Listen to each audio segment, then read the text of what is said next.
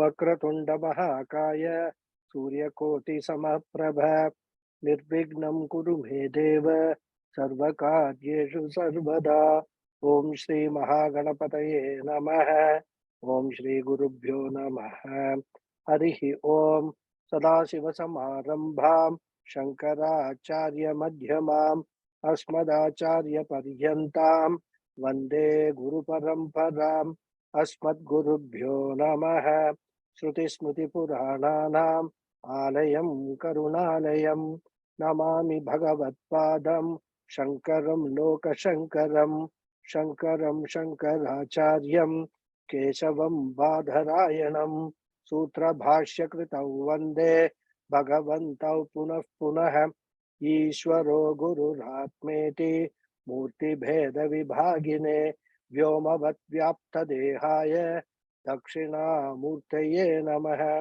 ओम श्री मेधा दक्षिणामूर्ति स्वामिने नमः। ओम सहना भवतु सहनौ भुनक्तु सह वीर्यं करवावहै तेजस्विनावधीतमस्तु मा विद्विषावहै। ओम शांति शांति शांति। हरि ओम। श्री गुरुभ्यो नमः। हरि ओम। सच्चिदानंद रूपाय कृष्णाय क्लिष्टकारिणे नमो वेदांत वेद्याय गुरवे बुद्धिसाक्षिणे कृष्णद्वैपायनं व्यासं सर्वलोकहिते रतं वेदाब्ज भास्करं वन्दे समाधिनिलयं मुनिं सहस्रमूर्ते पुरुषोत्तमस्य सहस्रनेत्राननपादबाहो सहस्रनाम्नां स्तवनं प्रशस्तं निरुच्यते जन्मजरादिशान्त्यै। Namaste once again everyone. महाक्रमो महाकर्मा महातेजा महोरगः महाक्रतुर्महायज्वा महायज्ञो महाहविः. So this is the sloka which we are seeing. The last nama we saw was Mahateja. And Adi Shankara gave three meanings. One of great effulgence. Second meaning, brilliance, who is the source of all lights. Of course, the brilliance can be in terms of light, in terms of knowledge, in terms of energy. This was the first meaning, that is effulgence.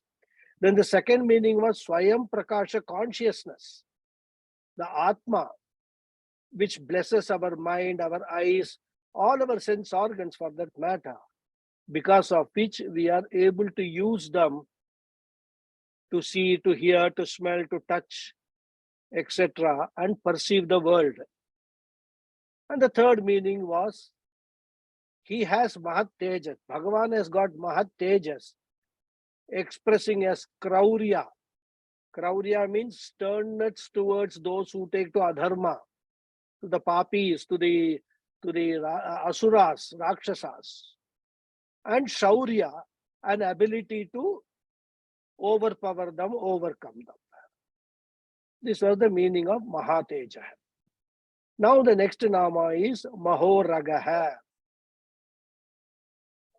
Mahauragaha, Mahoragaha. The one who is in the form of a serpent. Maham scha asau uragascha iti Mahoragaha. Sarpanam asmi vasukihi. Gita. Iti Bhagavat Vachanat. The snake and other similar reptiles which have no legs, they move by the whole body. Hence they are called Uragaha. They move on their abdomen. So Bhagavan, he is one who is in the form of all Uragas. And the greatest among the Uragas is called Vasuki. And this Vasuki especially expresses Bhagavan's Vibhuti. As Bhagavan himself says in the Gita, among the serpents I am Vasuki, 10th chapter. Again, the snake is an expression of power. And that's why we find snake in Lord Shiva's, in the neck. There's a snake, expression of power. So he is Mahoraga. Then Mahakratuhu. Kratu, as we have seen earlier also, is the name of a big sacrificial yajna. And here Bhagavan is in the form of that great sacrifice called Kratu. The one who is a great sacrifice called Kratu. Again, Mahamscha asau kratuscheti mahakratuhu. Yata ashwamedah kraturat manusmriti iti manuvachanat. Sopi sa eveti stutihi. So, as we remember, Kratu is a great Vedic sacrifice which involves a yupa. Yupa was what? Octagonal sacrificial post to which the sacrificial cow is tied. I think we had a discussion about this in the satsang also in that particular class. So, among all the Kratus, among the all Mahayajnas, the Ashwamedha Kratu is considered to be Mahan, the greatest. And it is Bhagavan alone who is in the form of all Kratus. And as the Ashwamedha Kratu, he is Mahakratu. So again, Bhagavan himself is in the form of a great ritual. And what is the other great ritual, Mahakratu? The whole creation is a ritual. Whole sustenance is a ritual. Whole withdrawal is a ritual. These are all Mahayajnas of Bhagavan, creation, sustenance, and withdrawal. So that way also, he is Mahakratu. Then Mahayajva, the great sacrificer. Mahamsa asau yajva cha iti loka sangrahartam yajyan nivartayan mahayajva. So the one who performs a yajna is called a yajva. If the creation of the Jagat is a Mahayajna, or just now as we saw, a great ritual Mahakratu, then who is the Yajva, the performer of this Yajna? Bhagavan is the Yajva. And the Ritvik also, the priest, he is also Bhagavan. Thus, he is Mahayajva, the great sacrificer. Because Yaj means to give, to sacrifice. So he is the maker, the means, and also the end. And whatever that is made is also Ishvara only. And as we have seen the Puranas and all that, in his various avatars, he does various yajnas, even though he has no necessity to do them. Why does he do that? He does it for Loka Sangraha, the good of the world. And hence he is Mahayajva. Then Mahayajna, the one who is a great yajna. Mahamsa asau yajnascha iti Mahayajna. Yajnanam japa yajnyosmi iti Bhagavat Vachanat.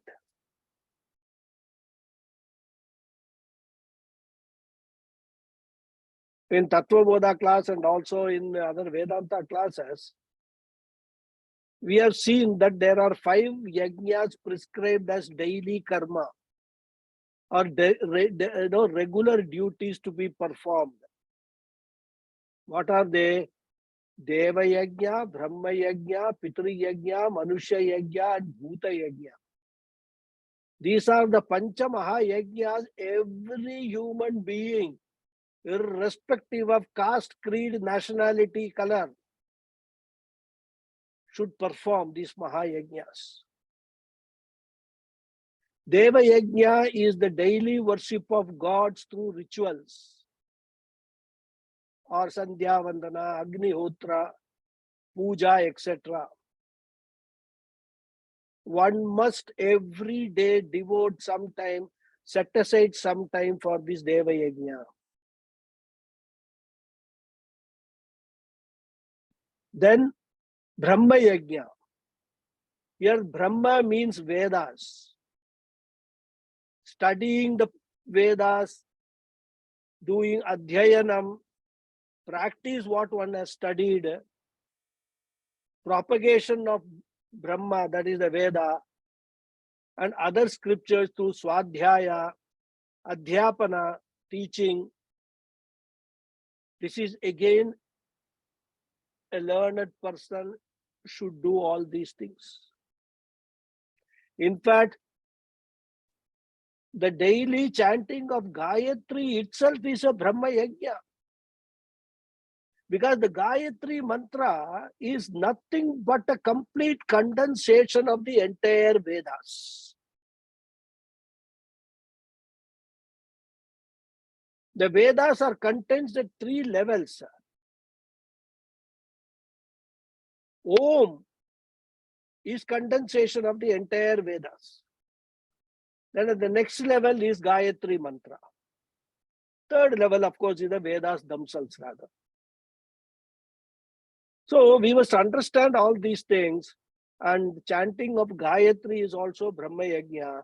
So one can, even if one does not, study the scriptures and one does not, practice the Vedic mantras and all that, at least one should chant Gayatri every day. And that is why with all 3 Sandhya Vandanams, Gayatri has to be chanted after the as a part of the Sandhya Vandana karma. It's all so beautifully structured in our religion. You don't need to take any extra effort. If you are doing Sandhya Vandana, you are doing both Deva Yajna and also Brahma Yajna. Sandhya Vandana covers both. Then the third is Pitri Yajna. This consists of doing Tarpana and so on to the Pitris. And here when we are talking about Pitri Yajna, it includes service to the family also. Because the family is also coming in the same lineage as the Pitris.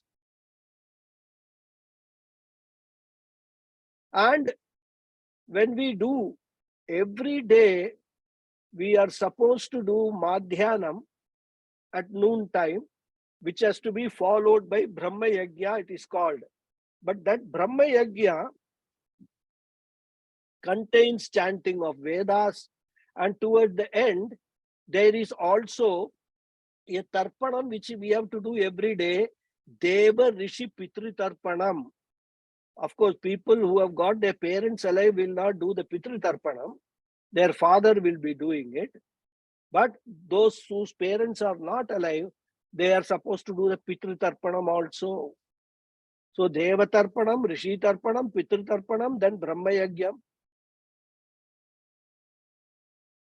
So even if you are not doing anything else, if every day you do this Brahma Yajna, that takes care of this Pancha Maha Yajna.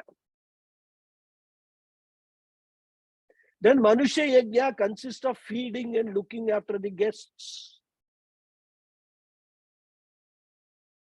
In fact, in our Vedic lifestyle, one is supposed to first feed a guest and then only have his own food, his or her own food. So this is Manusha Yajna. Then Bhuta Yajna. Bhuta Yajna is feeding the cows, birds, squirrels. Watering the plants is Bhuta Yajna. There are so many ways one can express one's gratitude towards all these to the Devata. After all, what are these yajnas is nothing but expression of gratitude to the entire world on whom we are dependent upon for our own life. If you get that kind of attitude, then all these things will become very natural. We have, in other cultures, a Thanksgiving Day, this Father's Day, Mother's Day, all those kind of things. In our culture, every day belongs to everybody. And this whole process will not take you more than 5-7 minutes.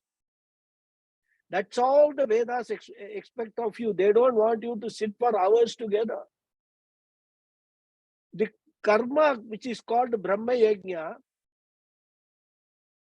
which starts with the chanting of Gayatri, and also the most important mantra from all the 4 Vedas, and then finishes with Deva Rishi Pitri Tarpanam. The whole process will not take more than 10 minutes. In fact, 10 minutes is maximum, I am saying. And if you do that, you would have completed this Brahma Yajna, all 5 Pancha Maha Yajnas you would have completed. In addition to that, of course, if you have got the time and inclination, you can do puja, you can do all those things. But 3 times Sandhya Vandanam, if you do it regularly, that itself takes care of all the rituals that you are supposed to do in the day. You don't need to do any extra rituals at all.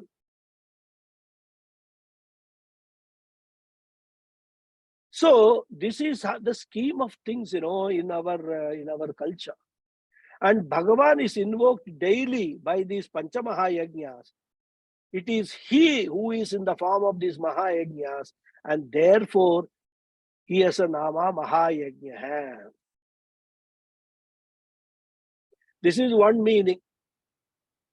Then there is another meaning which Adi Shankara takes. He takes that even if you do japa, that is invoking of the Lord as Mahayajna. Because Bhagavan is in the form of yajna called Japa Yajna also. Hence he is Mahayajna. How Japa Yajna becomes Mahayajna? Bhagavan himself says in the Gita, Yajnanam Japa Yajñosmi. I am Japa Yajna among all the yajnas. Again, 10th chapter. All glories, Vibhuti Yoga, they are talked about. And this yajna is the easiest to perform. It can be performed at any place, any time. There is no need for any dravya. All one needs for doing japa is oneself. Take out some time and do some japa, Om japa, Gayatri japa, any japa. That is why even this japa is included in the Sandhya Vandanam. That's why I say Sandhya Vandanam is the most important thing. If you do Sandhya Vandanam, you are doing all your Nitya Karmas. One beautiful package, package ritual. Everything includes in that. You do Gayatri Japam in that. And Gayatri Japam can be used both as Japa Yajna as well as Brahma Yajna. Dual purpose Gayatri Japam. So these are all things that we need to understand, and especially those who are in the spiritual path, those who want to progress, those who want to grow spiritually, for them these become very, very important. And of course, there will be a question, what about women? They are not supposed to perform Sandhya Vandana. What about them? It is not necessary that only through Sandhya Vandanam these Pancha Mahayajnas have to be performed. In fact, the answer for that is very, very simple. The simple answer is, whatever the husband does, the benefit of that goes to the wife also. Equal benefit goes to the wife also. So the women need not separately do all these yajnas. That is why at the time of marriage, the husband takes on one more set of threads. This what they call upavidam. That represents the upavidam that the woman should have worn. But since she cannot wear that and then do all the household work, it will be inconvenient. At the time of marriage, the woman actually delegates all the, power to the husband to perform all the karmas on her behalf also. Therefore, she need not perform any separate karma. But if she wants to do it, she can do it. There are so many slokas, Vishnu Sahasranamam, Lalita Sahasranamam, so many slokas are there, Saundarya Lahari. Adi Shankara has been so compassionate. Looking at that these needs will be there, he has composed so many slokas. And lot of them are there.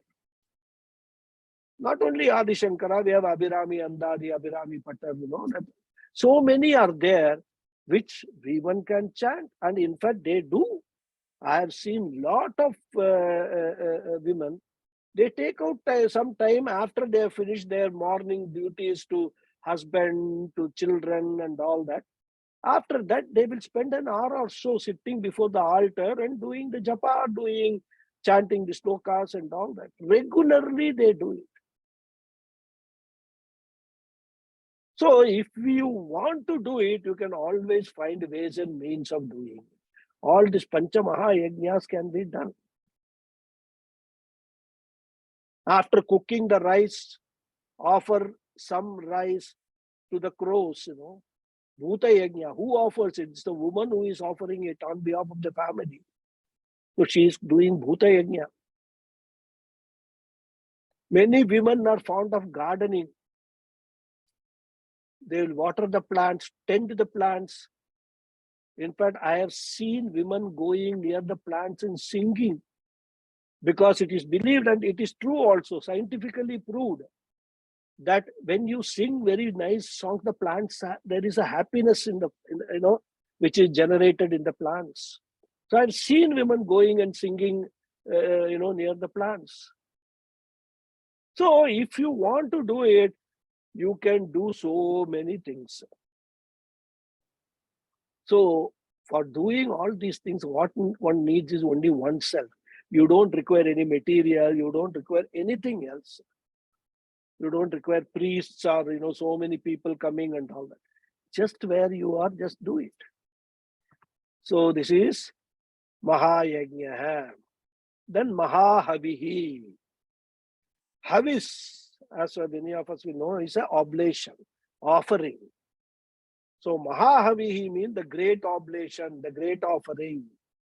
Mahacha tat havihi cha iti brahmatmani sarvam jagatmataya huyate iti Mahahavihi. So if Bhagavan is the yajna, Bhagavan is the yajva, the ritual or the performer, is the ritual, yajna is the ritual and yajva is a performer. The havis, the oblation which is offered in the yajna, cannot be separate from him. So he is havis offered in every yajna.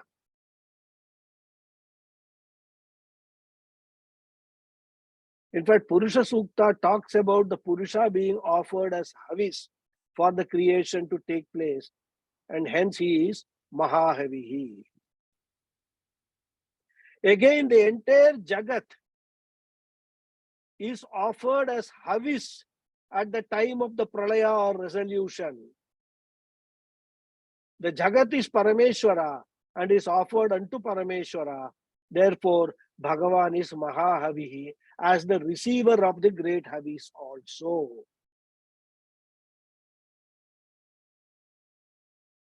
And what is offered into the fire becomes one with the fire. The perception of this Jagat as nothing but Brahman or Parameshwara or Paramatma is an offering of this Jagat unto the Brahmatma. The offering of one's Ahankara unto that Brahman with the knowledge that it is not separate from Brahman is the greatest havis that we can offer to Bhagavan. Because even though we talk of Ahankara or ego, ego is not separate from Brahman. Brahman pervades the ego also. So as the receiver of the great havis of this Jagat and Ahankara, he is Mahahavihi.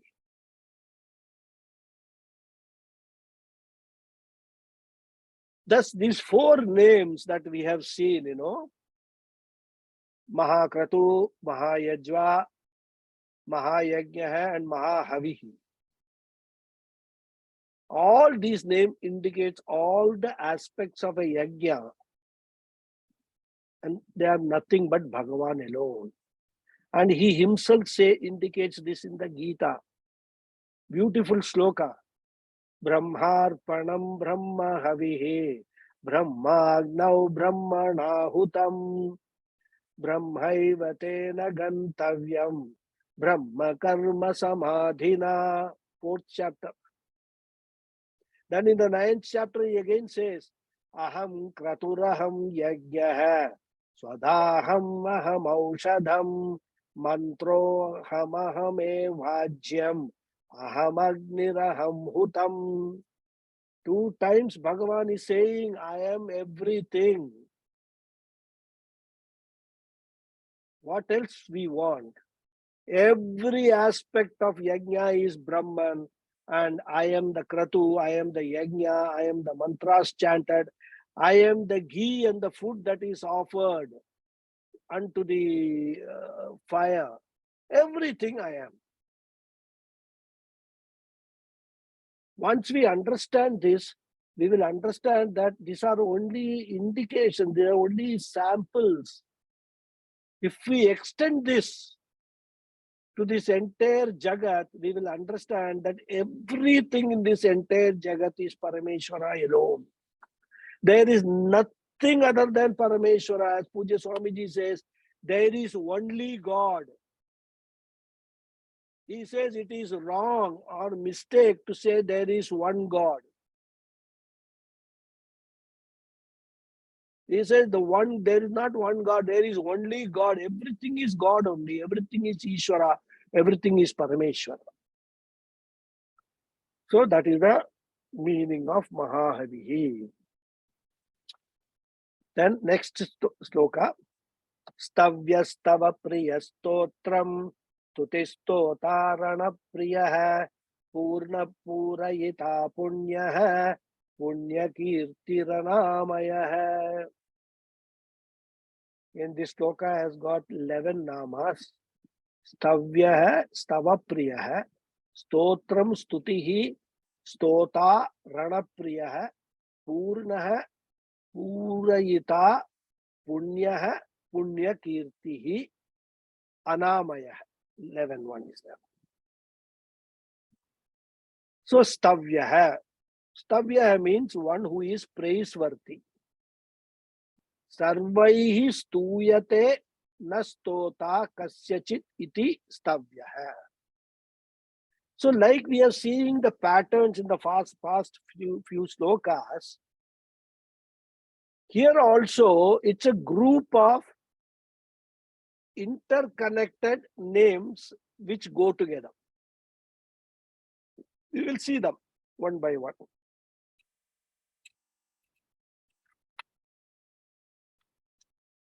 Excuse me.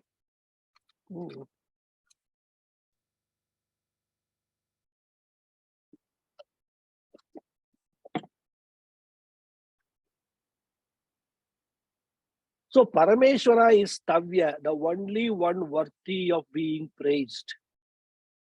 He is praised by all, but he does not praise anyone else because there is no one worthy of his praise, nor does he stand to gain anything from anyone. Whenever we are praising anybody, it is nothing but praise of Parameshwara only, because the final praise is only for Parameshwara. As they say, Sarvadeva Namaskara hai Keshavam Prati Gacchati. All praises everywhere from anyone or anything goes to Parameshwara alone.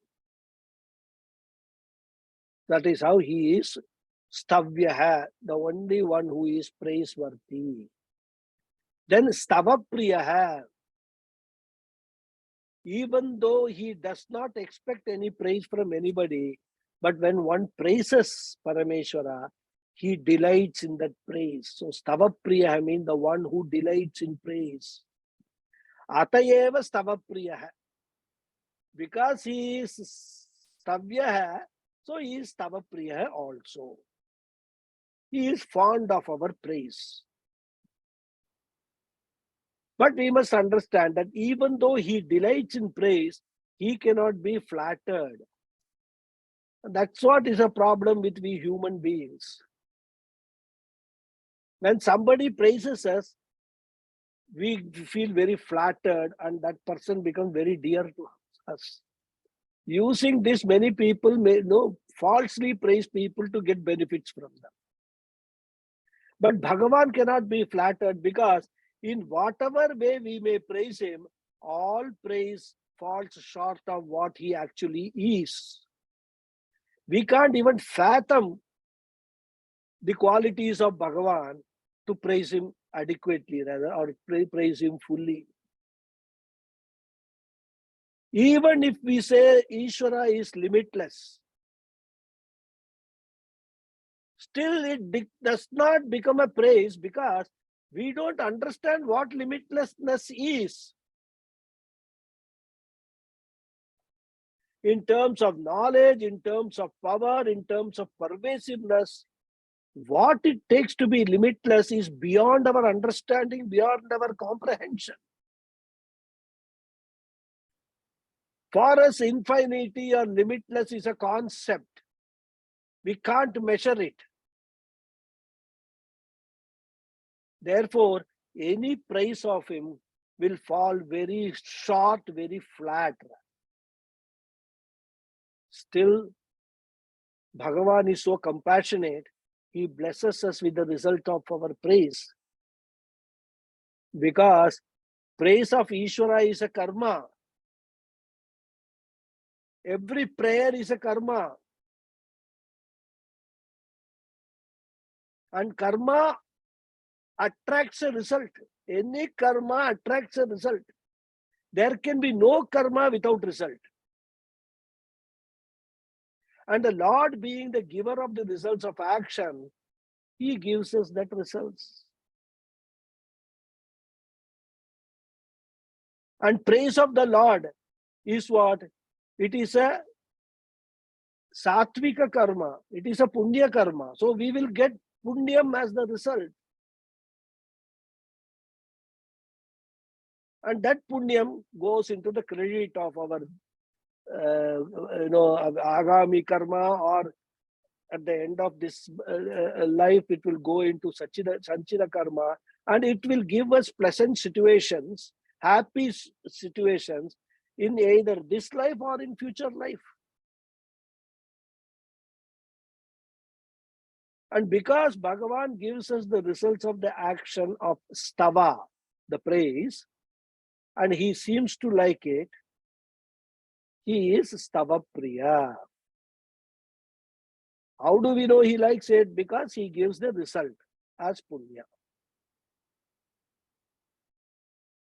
Then first he is worthy of praise. He likes praise. How do we praise him? Stotram. The one who is in the form of praise. Yena stuyate tat stotram. Guna sankirtanatmakam tat harireva iti. So he is tava, he is tava priya, he is also stotram. The meaning of the very stotra prayer is Ishvara, and hence he is stotra. Ishvara himself is in the form of stotra because he is the meaning of every word of praise. It is really Guna Kirtana, the recognition of his glories and singing them in praise.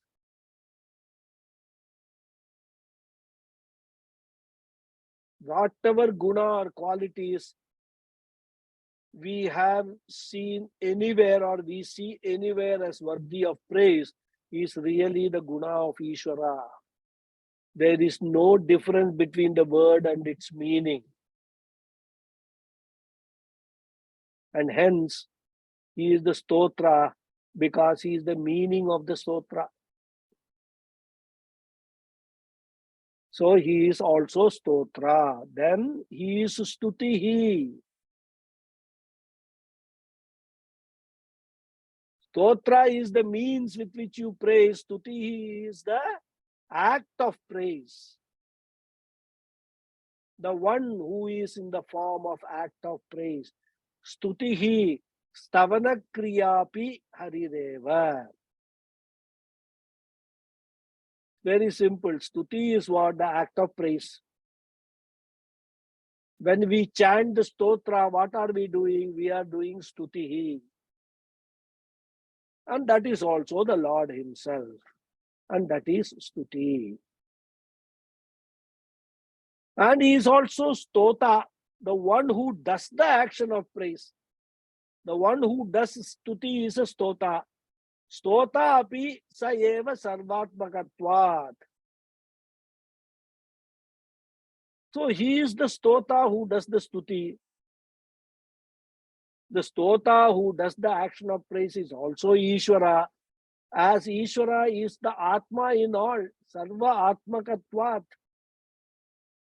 Thus Lord Vishnu alone is Stavya, worthy of being praised by Vishnu Sahasranamam Stotra, or for that matter, any other Stotra. He is in the form of the Stotra, he is the form of Stava, and he alone is in the form of Stota, the one who chants the Sahasranama Stotra. And the very chanting of the Sahasranama is also he alone. When we say everything is Bhagavan, it is all trying to find out, to further, rather looking at it from each micro aspect.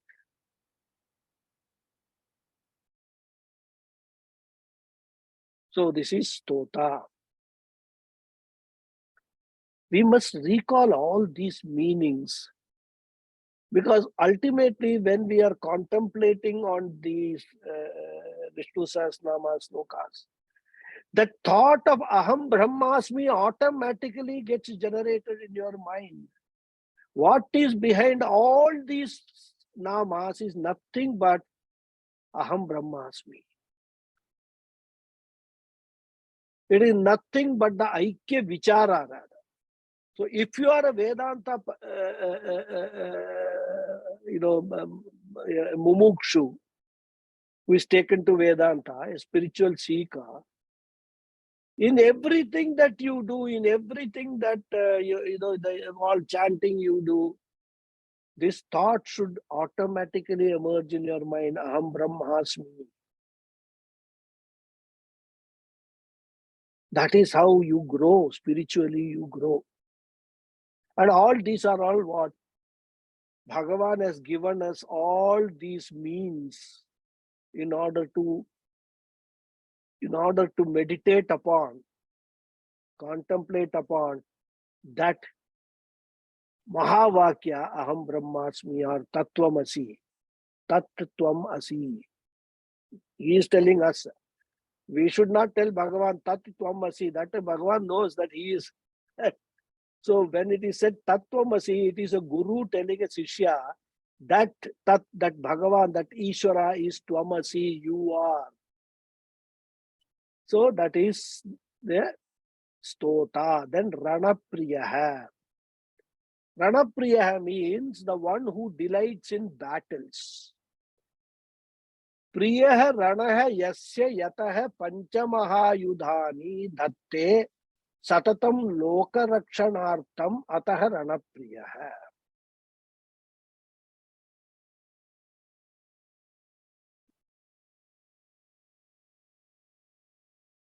So, we have seen the forms of Ishvara. Vishnu's form, Lakshmi's form, Durga's form, Shiva's form, any Bhagavan, even Rama, Krishna.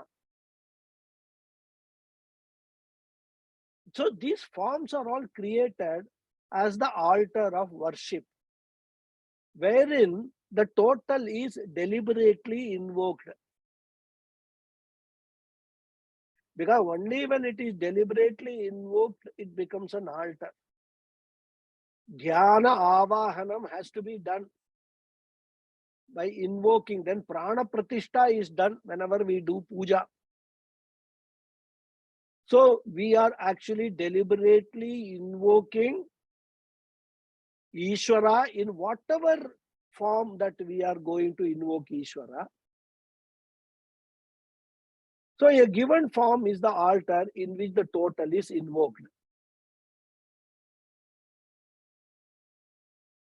And when Ishvara is invoked in a particular form, as we have seen, he can be invoked in a form that has got weapons.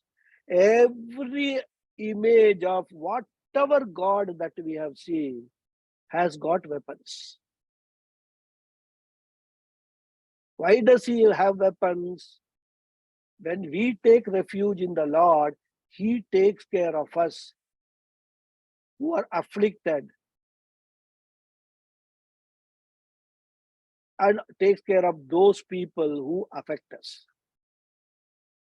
So the form can be one that assures you that he is ever ready to take care of you when you are fighting your outer and inner battle in life. When you are fighting your outer and inner enemies. What are the inner enemies? They are sorrow, depression, confusion, raga, dvesha, frustration, anger, guilt. They are all inner enemies. Kama, krodha. Starts from raga, dvesha, then kama, krodha, lobha, moha, mada, matsarya. Shat ripuhu. So all these enemies inside have to be taken care of if we have to spiritually grow. Enemies outside are easier to be taken care of than the enemies inside. Therefore, Ishvara can be invoked in different forms. Here, the Lord Vishnu is invoked as Ranapriya, the one who is fond of fighting battles to protect the world and through that protect his devotees. And therefore, he is Ayudha Priya, as the one who likes the weapons. Because you cannot expect to go in a soldier who is fighting for your country to go empty-handed to fight a battle or a war. Similarly, we cannot expect Bhagavan. He is going to protect you, he is going to protect you. And to our limited intellect, what we understand protection, we know that the army protects us, police protects us, the king protects us, and everybody is armed, has got ayudha. So when we say Bhagavan is going to protect us, or Bhagavan protects us, the first question is, with what does he protect? That is why in all imagery of all Bhagavans, and also the Purana stories that Bhagavan, Durga fought with this Asura, Vishnu fought with this Asura, Shiva fought with this Asura. All these stories which are got, they are fighting with those weapons only. And those weapons give us the confidence or reassurance that indeed Ishvara is protecting us. And generally, Vishnu is depicted as having five Panchayuda, 5 weapons. Shankha, the conch, Sudarshan Chakra, the discus, then Kaumodaki Gada, the mace, Sharanga Dhanush, bow and arrow, and Khadgaha, the sword, as though he is ever ready to protect us. So the moment we actually meditate upon the image on the altar of Mahavishnu and we see all these Ayudham, we get a reassurance that, oh, Bhagavan is there. He is not only there to protect us, he has got all the means to protect us also. And that itself gives us a very great feeling of self-confidence. There is somebody to take care of me. Let the whole world abandon me. I don't care. I have got my Ishvara to take care of me. As he protects everybody else, he will protect me also. So he is Ranapriya. Then next Nama is Purnaha, the one who is full. Sakalaihi, Kamaihi, Sakalabihi, Shaktibhischa, Sampanna iti Purnaha. We have already seen this in various forms. Bhagavan is Purna, the whole. There is nothing lacking in Bhagavan whatsoever. Knowledge-wise, he is Purna because he has no ignorance. Power-wise, he is Purna, endowed with all Shakti, Sarva Shaktiman. Desire-wise, he is Purna, endowed with everything, so he has no desire. Now, every desire is attained by him. And he is limitless in all ways, and hence he is Purna, full. Bhagavan is fullness. And that is why in our spiritual growth, our aimness is what? Our aim is to realize fullness in one's own self. And how will you realize the fullness? I don't need anything else. I am full in myself. My nature is fullness. That if we come to that understanding, assimilation of that understanding, that is what is moksha, liberation is all about. Some people call it enlightenment. Puja Swamiji is very careful in the use of the words. Because enlightenment, the word, normally is connected to Lord Buddha's nirvana, enlightenment. And this is how it has been translated by the English authors. And the moment we hear the word enlightenment, what comes to our mind is the image of Lord Buddha. And it looks as if, because Lord Buddha image, if you see, there is a halo behind his head and all that, that this moksha, nirvana is something of a mystical experience.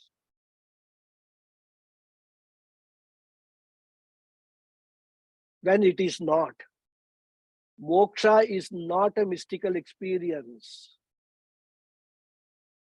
Moksha is nothing but gaining knowledge and abiding in that understanding.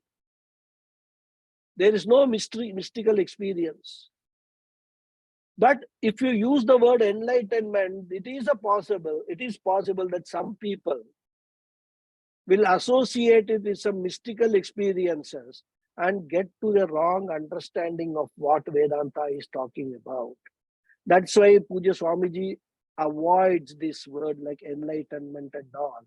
And he uses words like liberation, freedom, mukti, etc., which are very plain, simple words conveying what it is all about.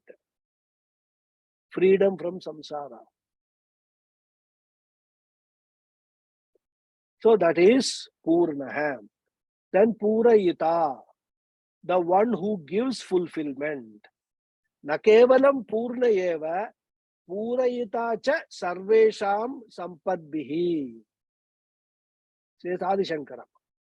So not only Ishvara is full in himself, he is Purayita also.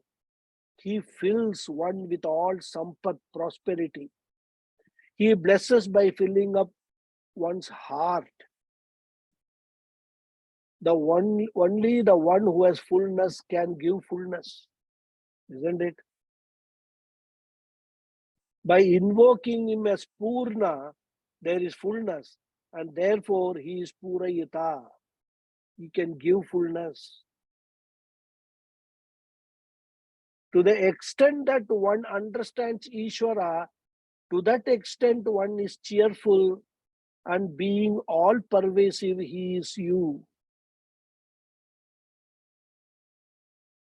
When we understand Ishvara as Purna, and when we understand ourselves also as Purna, that is Jiva Ishvara Aikya. That is moksha, freedom from samsara. So Purayita, the one who gives fullness. Fullness can be in terms of prosperity, which is a limited fullness rather. Because there is no end to sampat or prosperity. The real fullness is blessing us with the jnanam, atma jnanam, moksha. That is the real fullness. So he is a Purayita in both respects. For those who are not pursuing moksha, he gives them prosperity. And those who are pursuing moksha, he gives them fullness in the form of understanding, assimilating the knowledge which is behind the Mahavakya Aham Brahmasmi. Then Punyaha. Ishvara is the very body of Punya. Smriti matrena kalmashani chapayati iti Punyaha. As we have seen, Punya accounts for all our Sukha experience and Papa gives Dukkha experience, Dukkha, pain or sorrow. And in fact, Papa does one more thing many times. Papa also stands in the way of one gaining Sukha. And that is why we say that when you remember the Lord or chant his names of his praise, etc., we get punya. So we have to strengthen the punya so much that the Papa's power to stand in the way of our experiencing sukha is weakened. So he is punya, pure, and he purifies us from Papa that stands in our way of gaining happiness and allows the punya to give sukha.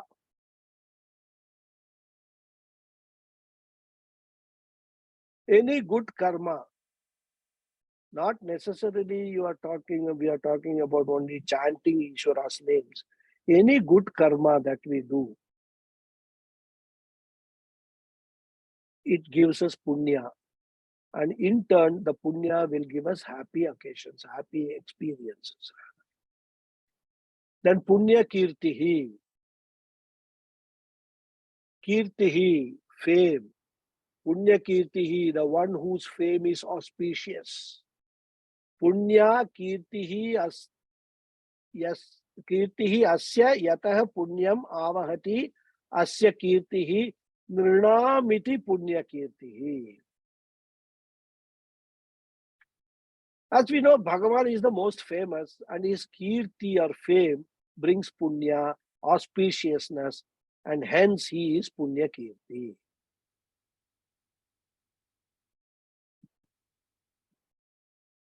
The fame of Bhagavan is not just by the destruction of a number of asuras like Ravana, Kumbhakarna, etc., but it is because of his absolute virtues.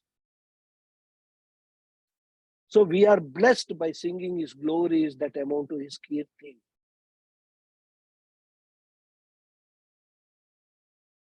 Again, when we look at Ravana, from a Vedantic point of view, the 10 heads of Ravana is nothing but it is the 10 heads are your heads only. There is no Ravana outside. All the asuras are within oneself alone, and that is what is our enemies rather. So with the grace of Bhagavan, we take care of the demons outside, demons inside, and the authorship of taking care of those demons is also attributed to Bhagavan.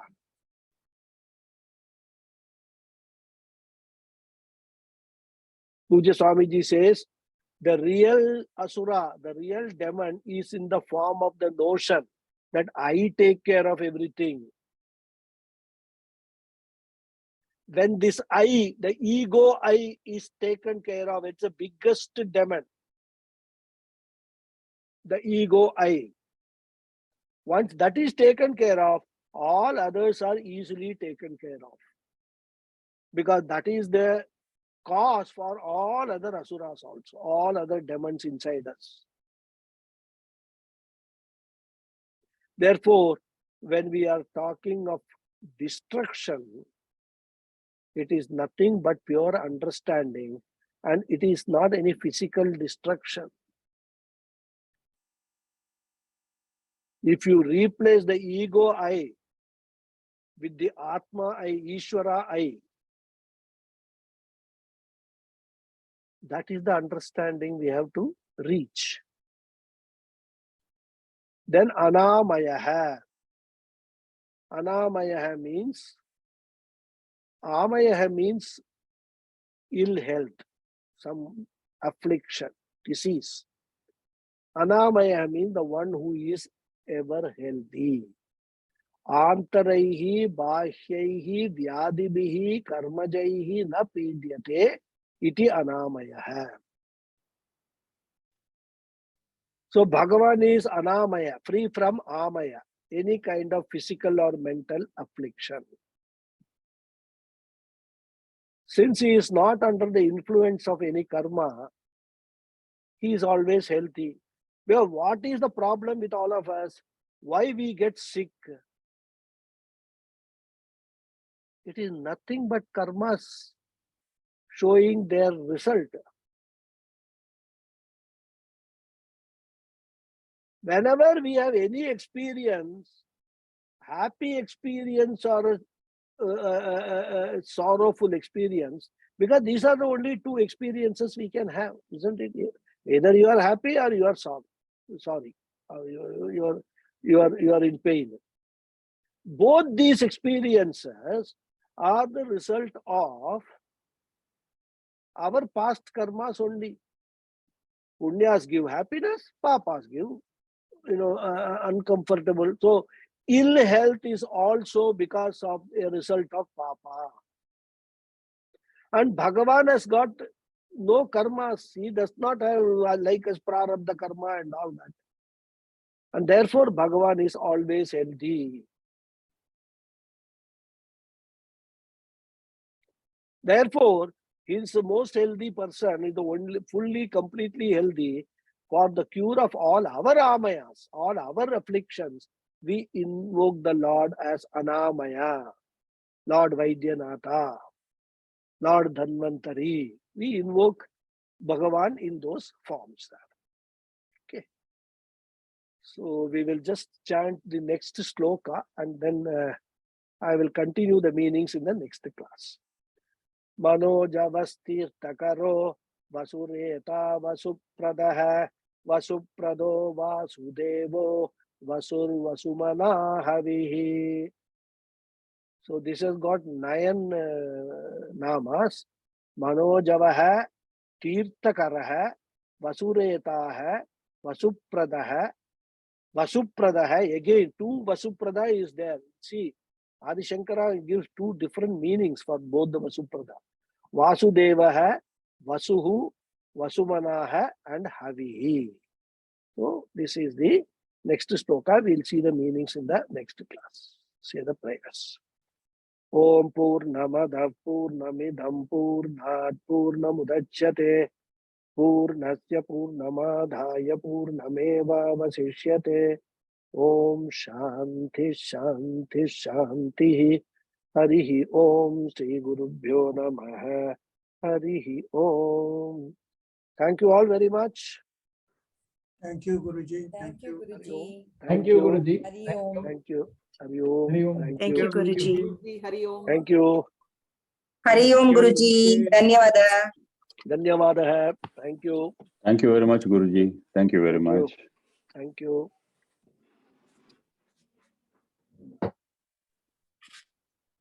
Okay, Krishnanji, yes. Just one thing in this, the previous slokam, in the Punya Kirti Ranamayaha, that is how it is given in the Sanskrit. Yeah. But when it is given in the English, it is instead of Ranamayaha, it is Anamayaha. Is there a difference? No. See, in Sanskrit, there is a sandhi happening between Punya Kirtihi and Anamaya. So there are 2 words, Punya Kirtihi and Anamaya. Now what happens is there is a Visarga in Punya Kirtihi, correct? Right? What is Visarga? I mean, I am not. Visarga is the 2 dots which are there at the end. Right. Yes. That is called Visarga. So when the Visarga applies and it is followed by a vowel, which is A is a vowel, the Visarga becomes R. Oh, okay. That is a Sanskrit Sandhi rule. Okay. So that is why in the Sanskrit, when you see Punya Kirti Ranamaya, it will be there. So the Visarga is Ir, then A is there, though Ir plus A becomes Ra. So it becomes Ranamaya. So for this all, your Sanskrit knowledge will be very useful, because in composition and all that, you will find across a lot of the Sandhi, application of the Sandhi rules, which is one of the most significant, I would say, feature of the Sanskrit language. It is not there in any other language rather. Tamil, of course, some extent it is there in Tamil rather. But Sanskrit, it is there. A lot of sandhis are there, vowel sandhis, consonant sandhis, and then visarga sandhis. 3 types of sandhis are there. So when we study Sanskrit, this all will become clear to us. Okay. Thank you. Thank you. Yes, Hariji. Hariji is waiting eagerly.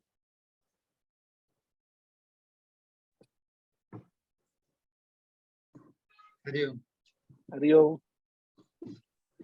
Guruji, this, when you have taught us the word Anamayaha, that is free from ill health. Yes. So actually, we don't know what is health is our nature. Only good health is our nature.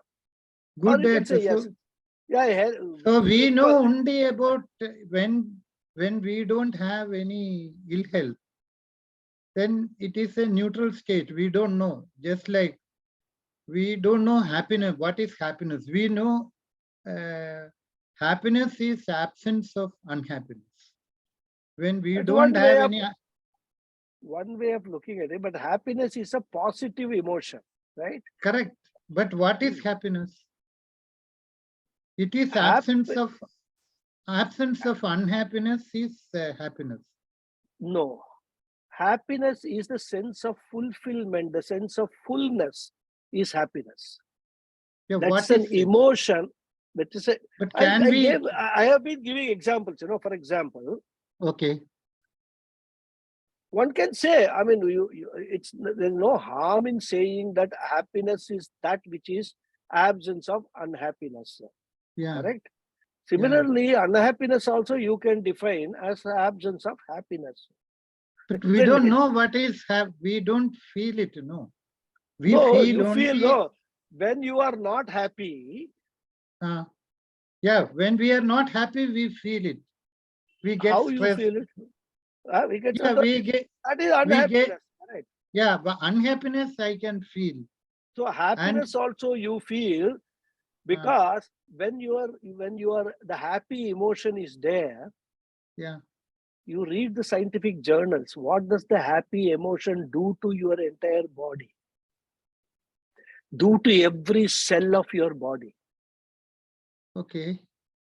It creates the healthy atmosphere. It actually, the happiness removes all the, the what's the toxins which are there in your body. Yeah. So happiness is a positive emotion. One should always be happy rather. Because if you are always happy, you will have a very healthy body, no afflictions will be there.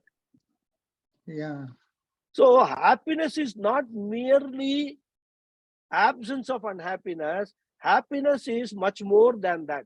Because unhappiness, when you said that it is afflicting us in terms of depression, anxiety, all those things, they are all very visible to us. Yeah. Whereas what happiness does to us is not visible. Yeah. In fact, I will go one step ahead. If you Yeah. see the face of a person, Yeah. you can know whether the person is happy or unhappy. True. Correct? So, happiness does something to the face, that when you see the face, it is glowing and he is happy. Otherwise, even, spouses especially, or even parents, mothers, if you are unhappy, immediately they will find out, they will know what is wrong with you today. They will immediately ask this question, what is wrong with you? Because they know that you are not happy. How do they know that? Your face shows it. This is a big TV monitor you have got. So we should not restrict the interpretation of happiness as merely absence of unhappiness. That is at one level. Because if you are unhappy, but you are also not happy, it is a state of tranquility, in the sense that there is no emotion. When you are emotionally totally tranquil, there will be neither happiness nor unhappiness, right? And what Krishna will tell in Bhagavad Gita is, never ever take it to the extremes. Like, don't be extremely unhappy, don't be extremely happy, right? Yeah, midway. Midway, that tranquility is what we must achieve rather. That is the spiritual goal. But as jivas, we do have positive expression of our happiness emotion, and also negative expression of, and it affects our health. Both these things they tell upon our health. That is why what happens in the mind is important. No, I asked you this question because elsewhere also I have seen here, instead of telling Maya, Amaya. Amaya is ill health, no? Yeah. Instead of telling healthy, he is telling absence of ill health. Why is he telling like that? Why can't he say why? Because that is I will tell you that. Because he is now taking it further. What does the ill health cause? What is the cause of ill health? the cause of ill health is some papa karma that is done. Okay. So in order to project Bhagavan as the one who has no karmas, Yeah.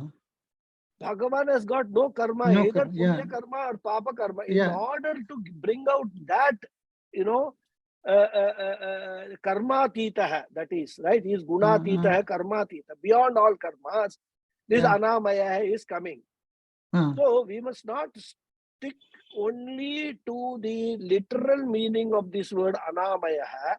We must go beyond that, because that is what the explanation of Puja Swamiji is. That is what the explanation of Adi Shankara is also, right? Okay. So, because he is anamaya, because he is beyond karmas. Okay. Okay. So what our aim should be? Our aim should be go beyond karmas. Okay. That As is how Sakshi. As Sakshi. No sorry? karma. As No karma. Witness.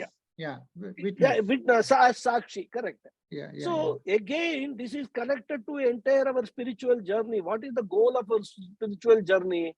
Okay.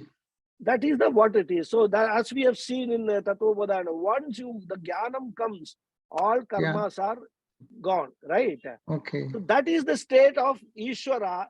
So when you reach the state also, you can have identification, you can have the aikyam, jiva Ishvara aikyam.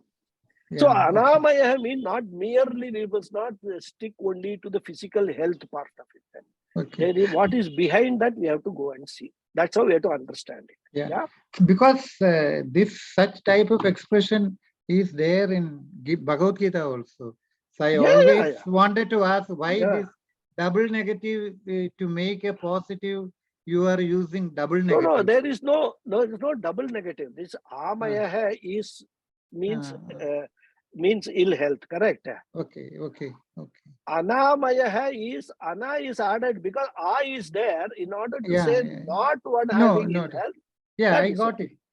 So that is anamaya. It's just Sanskrit, because it is alphabet I is there. So a always, when it has to be negative, it has to come as ana, not just a. Okay. Yeah. So that is the Sanskrit this thing. But we have to go beyond it. We must not stick only, okay, Bhagavan is healthy, so what? No, we have to understand why Bhagavan is healthy, like that. Okay. So that is the thing. Yeah. Good. You could have said swastha. You could have, there could be a nama swastha also means healthy rather, right? Anamaya is another way of saying is swastha. They'll say na aswastha. Yeah, na swastha. Na aswastha. So na amaya, anamaya. That's all. That's all. Okay. So that's why I keep saying, when you know Sanskrit, it is so lovely, to understand all these things. That is why anybody who is in spiritual pursuit must, try to learn Sanskrit. You let it be, doesn't matter whatever age it is. In order to learn some basics of Sanskrit, it is not very difficult. One needs to work, of course. I mean, it's not that you just attend the classes and it will come. But you can always, retired people, I say, you can always find 1 hour every day to learn Sanskrit. That is what is required, rather. 7 days, 7 hours a week is more than enough, rather. When is your next plan? What is your plan of the next class? My plan, I will tell you, there are some contending this thing. I want to start the basic course for beginners on the Vijayadashmi day, which is, I think, 4th or 5th of October, right? Okay. But now my wife is telling that you will get into these classes, and then, we have son's marriage is coming. We have to do so many preparations and all this. And I am planning to have 3 classes a week for Sanskrit entry level, so that in 6 months, time, the entry level people are ready to go to the next level. Okay. So she said that 5 classes in a week, already you have got 2 classes, Bhagavad Gita and Vishnu Sahasranamam, and 3 classes Sanskrit. You will be doing all these classes business, and then you will say, I have to prepare for the classes and all, and you are not going to help me in the marriage preparation. So she has come to the conclusion that all this I am trying to do in order to escape the work involved in the preparation for marriage, son's marriage. Anyhow, jokes apart, I am looking for a teacher who can actually take the entry level. Okay. In fact, I have checked with a couple of my students. They are interested, but they have got some temporary problems in starting. One lady is very keen, but she's traveling to the US in October, and then she will be back only in January. Yeah. So then she said, I am interested, but this is my problem. So I am trying to find out whether after going to US also, which part of US she is going to be, what are the time differences, whether she can still spend 3 hours a week to teach. Because she is very well versed in Sanskrit. She has been my student and she is also doing MA in Sanskrit from Chennai, some Madras University, or I don't know from where she is doing it. So she is very well versed and she doesn't need any preparation for the entry level teaching. So this is all work in progress. I'm working on it. And the other lady also, she is very keen. She spoke to me. In fact, she called me, but she has got some health problem, which I feel is a very temporary health problem. So she is getting treatment for that. And if she also is ready, then she will also be available for teaching that. So if I get 2 teachers, it will be really wonderful, because one teacher can start at the entry level and the second teacher can take up the middle level, and I can take up maybe after 6 months after my son's marriage, the teaching for a higher level, the 3rd level. So this is the thought which is forming in my mind. But again, I'm just praying to Ishvara to shower his blessings and grace for everything to come. But I would recommend that if you are starting the entry level, right from alphabets we'll be teaching rather. Those of you who are keen in pursuing, this, you should join that entry level classes there. It will be right from. Will you kindly tell what would be the proposed day and time? That as I said, I'm working out. All the details, once it is all finalized, will be announced for October. Because we have to see whether it will clash with the. Certainly. So that I will certainly announce. Because for me, the most important thing now is the convenience of the teachers who have to teach. Okay. So that will be the basic rather, whether what time is suitable to them and all that. Once that is there, then on that basis, I will actually do the timetable for, how many days. Suppose they say we can't do 3 days, we can only do 2 days. Okay, then we will start with 2 days rather in a week. Okay. Like that we will do. We'll do all that. It's not a problem. I still, as I said, work in progress, but work is going on. So we will see. If Bhagavan wishes, it will happen. It will happen. It has to happen. Okay. Okay. Right, then we'll close today and catch up with you next Now Sunday. we are waiting for your satsang. Satsang will be there on next Saturday. Next to Saturday. Yeah. I'm also looking forward. But have you decided the topic?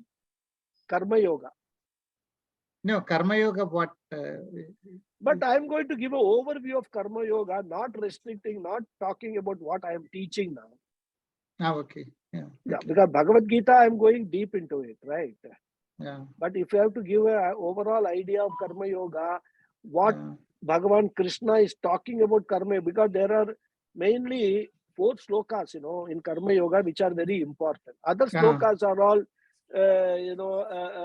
praise of Karma Yoga and explaining the glory of Karma Yoga.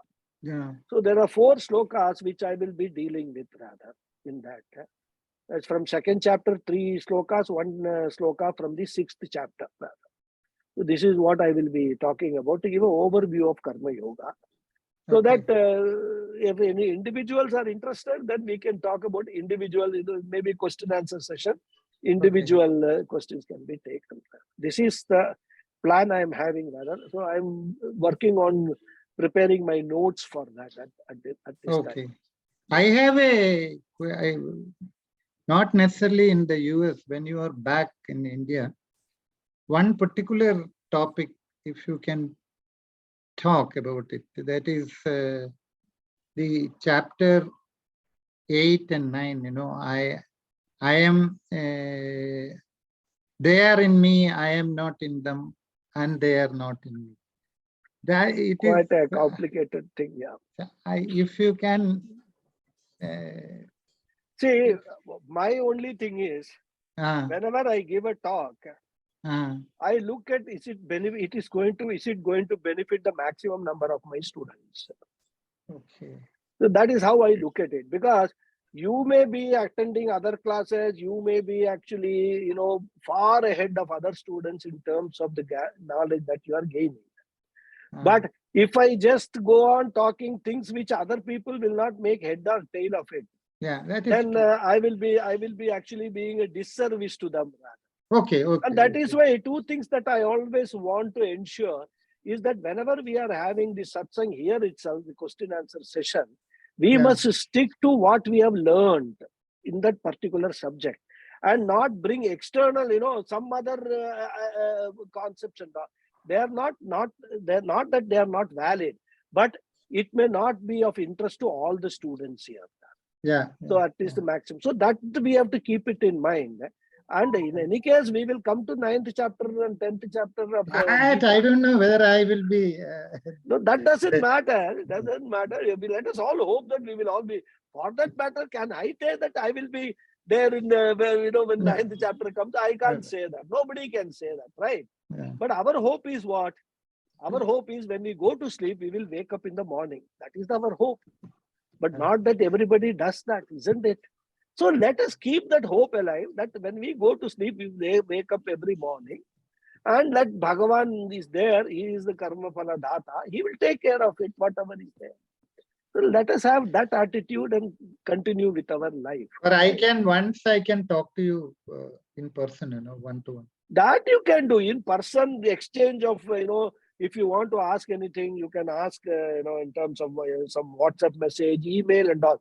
Individual basis, I am prepared to give you all that I know, share all that I know, irrespective of what we are or teaching is. But in the class, giving a talk or something, that I would like to see that maximum people benefit. Otherwise, what will happen?